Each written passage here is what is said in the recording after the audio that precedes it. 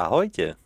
Stalo sa vám niekedy, že ste si kúpili čisto novú prednú smerovku z druhovýroby pre Škodu Felicia a ona po krátkom čase nepekne zožltla?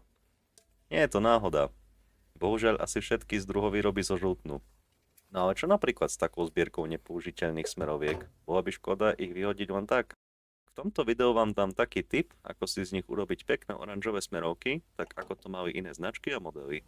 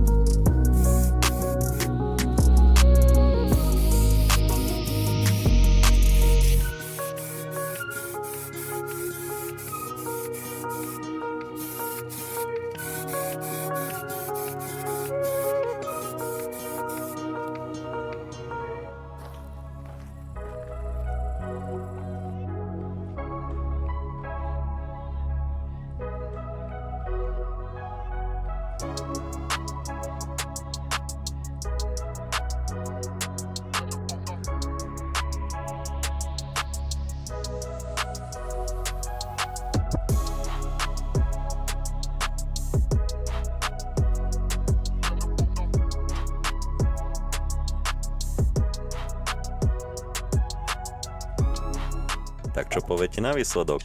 Podobný efekt ako má polo tretej generácie však? A na záver videa, viete, ktoré smerovky vám nikdy nezožltnú? No jedine originál od Hela. Tak zatiaľ ahoj.